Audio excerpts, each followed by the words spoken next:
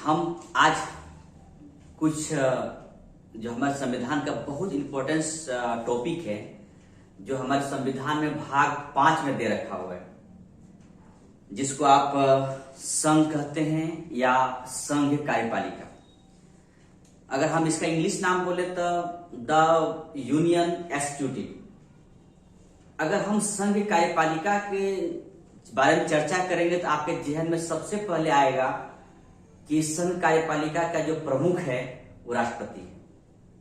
कोई बात नहीं, लेकिन हम यहां पर सिर्फ राष्ट्रपति के बारे में नहीं, जो भाग 5 का अध्याय 1 द्वारा जो कुछ अनुच्छेद दे रखा हुआ है, और अनुच्छेद आपके पास सामने है जो 52 से 78 के बीच में है।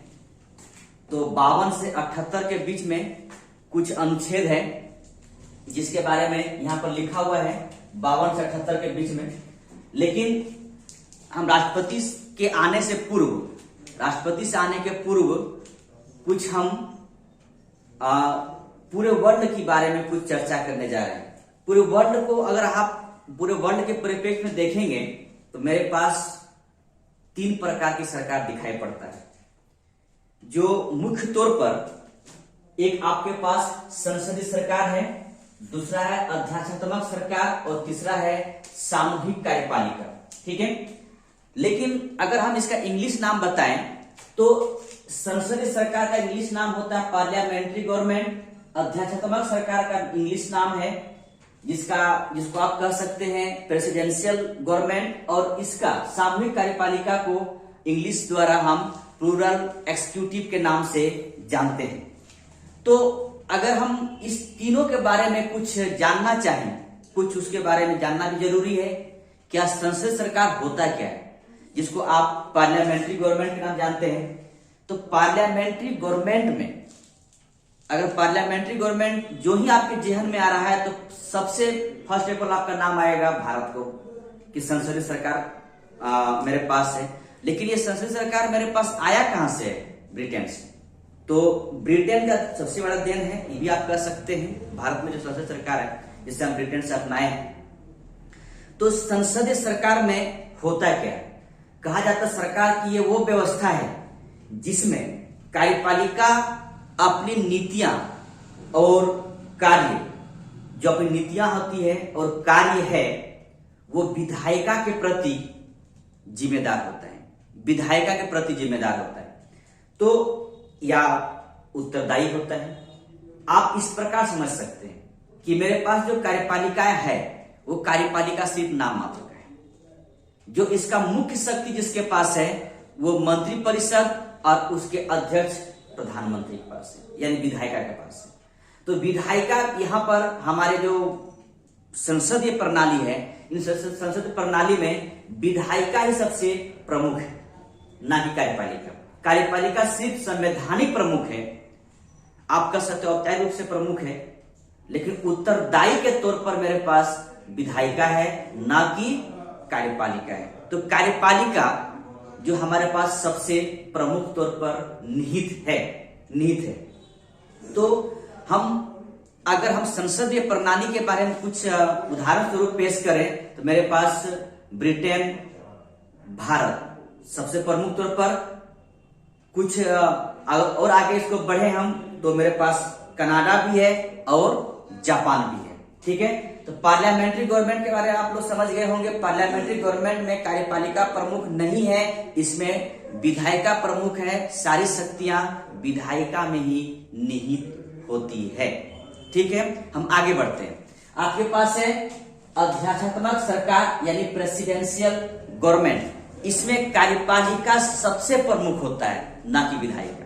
ठीक है, यानी कार्यपालिका जो नीतियां और कार्य है वो विधायिका के प्रति जिम्मेदार नहीं है, उत्तरदायी नहीं है। इस तरह की सरकार में कार्यपालिका प्रमुख है। इसका सबसे अच्छा उदाहरण है आपका अमेरिका।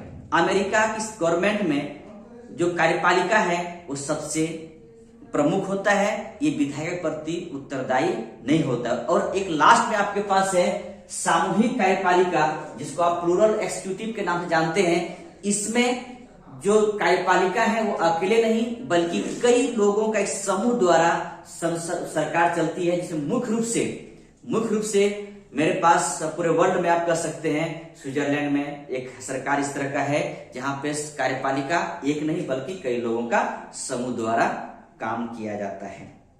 अगर हम भारतीय संविधान के बारे में देखें और इसको हम भारतीय संविधान के परिप्रेक्ष्य में पढ़ें, लिखें या जानने की बात करें तो मेरे पास भाग 5 में कहता है कि भाग 5 में जिसके बारे में दिया गया है उसमें कहता है कि भाग 5 में संघ से संबंधित है। भाग 5 जो है वो संघ से संबंधित है, यानी द यूनियन की बात किया जा रहा है। ठीक है, अगर द यूनियन में मुख्य रूप से कई अध्याय हैं, लेकिन प्रथम अध्याय में हम अनुच्छेद 52 से 78 के बीच में हम कुछ संवैधानिक पद पर बैठे हुए व्यक्तियों के बारे में जानेंगे, जिसमें मुख्य रूप से आपके पास राष्ट्रपति है, दूसरा नंबर में वाइस प्रेसिडेंट, तीसरा नंबर में आपका मंत्रिपरिषद, चौथा में प्रधानमंत्री और पांचवा में भारत का महान्यायवादी। भाग 5 अध्याय 1 और अनुच्छेद 52 से 78 के बीच में इन पांचों की हम चर्चा करेंगे, पांचों के बारे में जानेंगे। लेकिन हमारे पास एक लोकतंत्र है। अगर लोकतंत्र के बारे में कुछ जानना है, कुछ हम उस पर चर्चा करना चाहते हैं तो हमारे पास जो लोकतंत्र है वो लोकतंत्र मेरे पास मुख्य रूप से 3 स्तंभों पर निर्धारित है। ठीक है, इसका जो आधार स्तंभ है वो 3 है, वो कार्यपालिका, विधायिका और न्यायपालिका। बहुत जगह में आपको चौथा स्तंभ के रूप में आपको प्रेस भी दिखाई देगा। ठीक है, प्रेस भी दिखाई देगा, तो आप कह सकते हैं चौथा स्तंभ है, कोई बात नहीं, कह दीजिए, कोई दिक्कत नहीं है। अब यहां पर आपको यह लगना चाहिए कि आखिर इन तीनों का काम क्या है, तीनों को हम किस तरह से, आप कहने का मतलब है सिंपल भाषा में समझ सकते हैं। तो सिंपल भाषा में समझने के लिए इसकी एक बात आप इतने समझिए कि विधायिका का काम है विधि बनाना। ठीक है, विधि बनाना। इस विधि को कार्यपालिका जमीन तक पहुंचाते हैं, यानी इस विधि को लागू करना कार्यपालिका का काम है।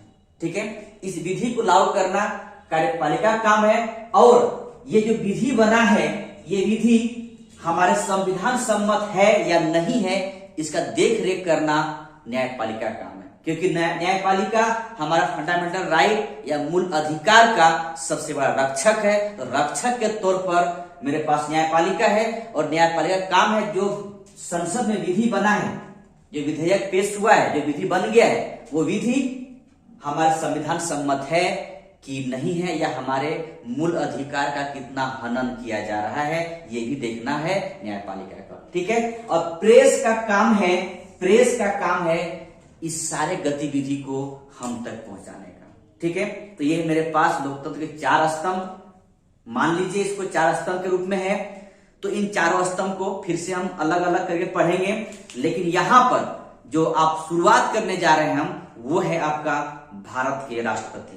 मुख्य तौर पर राष्ट्रपति का क्या क्या योग्यताएं हैं, कौन बन सकते हैं, उनको बनने के लिए क्या क्या मेरे पास क्राइटेरिया है, संविधान ने क्या क्या उसके बारे में अनुच्छेद को जिक्र किया गया है, कौन बन सकते हैं, क्या उनकी शक्ति है, कितनी प्रकार की शक्तियां निहित है, इन सारे विषयों के बारे में हम जानेंगे भारत के राष्ट्रपति के तौर पर। ठीक है, तो हम आगे चलते हैं भारत के राष्ट्रपति के